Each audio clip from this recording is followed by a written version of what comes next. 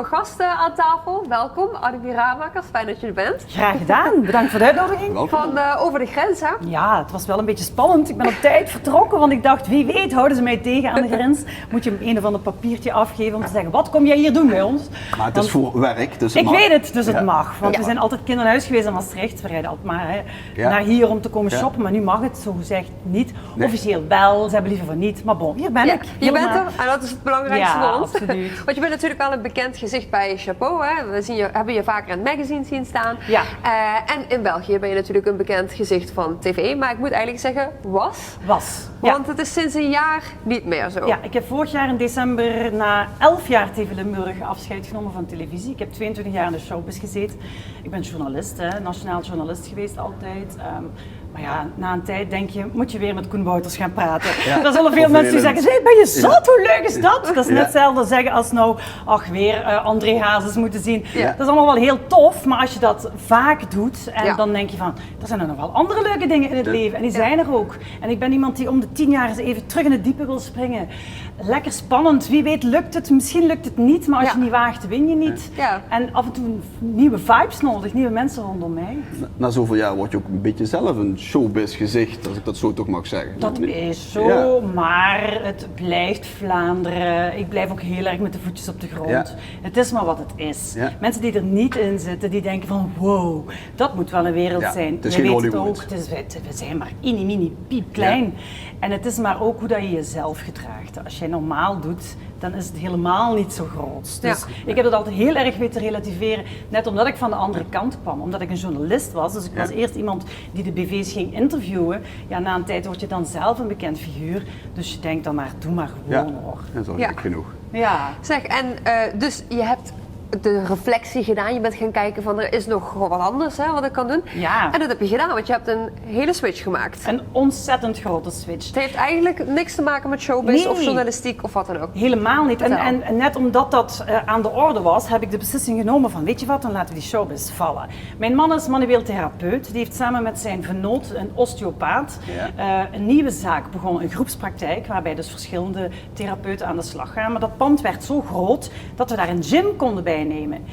En ik zag mijn ogen al flapperen. Ik denk, Jim, ik ben heel laat begonnen met sporten, maar ik heb die microben wel echt heel erg te pakken.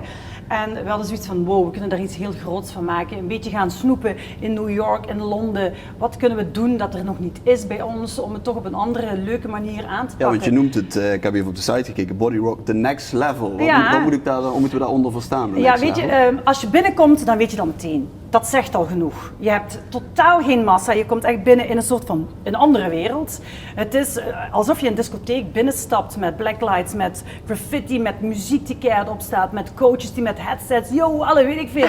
Helemaal Je meenemen voelt de vibe al, in de sfeer. ja. Stel nou, je moet je sleuren naar je sportplek, want oh mijn god, ik moet gaan sporten. Ja, dat ga je bij ons niet in de hand hebben. Nee. Mensen die bij ons binnenkomen denken, joepie, we gaan sporten. We mogen weer. Ja, en die hebben er echt zin in. En die Het vinden klinkt eigenlijk ook een beetje alsof je op stap gaat. En nu Maar het in is de een beetje tijden op dat je stap dat niet mag, Ja, is dat ideaal, toch? Ik weet het, maar ja, nou zijn we zover dat het bij ons het sporten ook niet meer mag. Hè. Oh, Nee. dat Dus is dat is wel natuurlijk pijn. wel de domper op de feestvreugde, want dat Ja. merken we wel heel erg en dat horen we ook wel Ja. aan al onze bodyrockers, want onze zaak heet Bodyrock. Ja.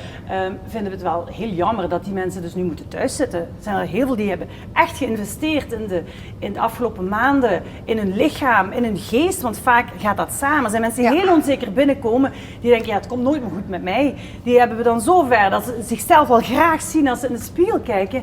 Ja, en die zijn helemaal gekeerd in hun hoofd. Ja, die moeten dus nou thuis blijven zitten. Ja. Een hele rare switches. Want net in deze tijden kan het sporten in coronatijd niet dat het het kan voorkomen, maar het heeft wel een zeer positieve invloed. denk ik, Ja, hè? absoluut. En wie weet kan het wel voorkomen, want je sterkt jezelf aan, je wordt energieker, je bent fitter, je beweegt. Dus het BMI zal niet omhoog gaan, maar eerder omlaag gaan. Je sterkt je lichaam aan, je immuunsysteem wordt beter, waardoor je minder vatbaar bent voor dat virus. En het heeft vaak ook te maken met een mentaal welzijn. Mensen hebben dat ook nodig. En je kan wel zeggen, nou ga je maar lekker buiten lopen. Ik weet het niet, maar vandaag regende het toen ik naar hier wandelde. En s'avonds om 5 uur is het hartstikke donker. Daar heb je ook geen zin meer om te gaan. En er zijn mensen die hebben ook begeleiding nodig. Die hebben misschien blessures, die hebben geen motivatie. Die weten niet, ja, je hebt wel de gewichten thuis, maar wat gaan we ermee doen? Ja. Dus het is ook echt de combinatie van het gezond zijn, maar daarnaast ook een stukje entertainment. Hè? Want het klinkt niet als een doorsnee fitness. Nee, en dat entertainmentfactor is eigenlijk heel belangrijk. Ja. Want dat haalt ook mensen over de streep die echt dachten, ik ga nooit sporten. Wedden dat ik nooit ga sporten. En die worden dan meegenomen door een vriendin. En die denkt van, wow, wat is dit? Dat wist ik hier niet. En plots staan die daar alleen, hebben die vriendin zelfs thuis gelaten.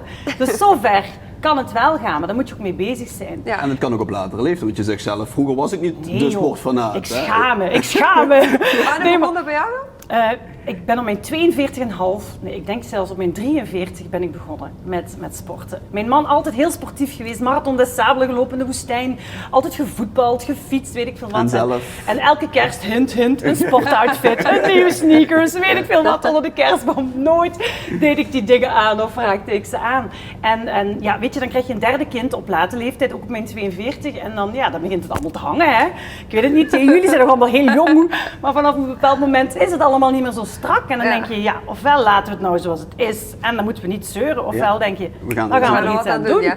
En ik vond dat plots leuk, maar het kon nog leuker en dat hebben we dan ook gedaan. Is dat stukje entertainment dan ook wat jou over de streep heeft getrokken om het gewoon wat plezieriger te maken in het sporten? Nee, want waar ik ben begonnen was het een nog redelijk, ik zal niet zeggen een saaie plek. Dat was ook wel heel leuk en ook kleinschalig. Vooral dat kleinschalige vond ik heel belangrijk. Ja. Dat het iets intiemer, een nauwer contact met een coach, de goede begeleiding, dat was er wel al.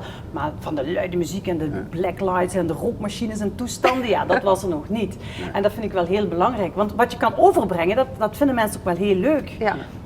En dat werkt wel. We hebben natuurlijk de pech, we waren open in maart, na 4 dagen. De timing. Was er corona. 4 dagen waren wij open. De investering van ons leven, ik heb daar dus 22 jaar showbiz en mijn job voor opgegeven om daar te gaan vlammen. Ja. Na 4 dagen gedaan en dan komt die zomer en ja goed, dat is al een moeilijke periode, want dan is er toch vakantie, de kinderen zijn thuis, de zon schijnt, ze gaan buiten sporten, buiten fietsen. Dan mag je opnieuw beginnen, dat gaat goed en dan komt het najaar en je merkt, wow, er komen meer en meer sporten. En toen was het weer gedaan. Ja. Dus ik kan niet zeggen dat ik een topjaar achter de rug heb. Nee. Maar ik zag de campagne voorbij komen van Unizo, een Belgische werkgeversvereniging. We kunnen het beeld even laten zien. Ja, het is dit jaar wel echt vechten en knokken. Dat is ook. Het is absoluut vechten en knokken. Gelukkig ben ik een heel positief ingesteld iemand. Ik kan ook een beetje zitten janken thuis. Ik bedoel, daar schieten we helemaal niks mee op. Dus ik probeer de mensen die nood hebben en waarvan ik voel, de klanten van ons, de sporters, van wow, die zitten wel diep. Probeer ik iets voor ze te verzinnen. Al is het een workout, dat ze bepaalde specifieke oefeningen hebben die ze kunnen doen. Ja. Ik leen materiaal uit. Ik zie dat ze toch, al is het maar dat ik ze elke dag even, al is het textueel, een beetje oppep. Ja. En laat aanvoelen van, hey ho, dit eindigt wel ooit. Ja. We vliegen er wel eens echt helemaal opnieuw in. Ja, dus we moeten gewoon met z'n allen positief gestemd blijven. Maar dat moet je kunnen, hè. Ja. Ik snap dat het niet voor iedereen makkelijk is. Ja. Nou goed, laten we hoop hebben voor 2021. Ja, dat wordt ons jaar. En wie weet sturen we Daxa vanaf de fitnessruimte. Dat klinkt heel interessant. Kom eens even langs. Dus we gaan wel zweten daar en niet alleen zitten babbelen. Dat gaan we sowieso doen. Oké, dat is prima. Dankjewel Annemie, heel veel succes ermee. Dankjewel. En fijne feestdagen. Dankjewel.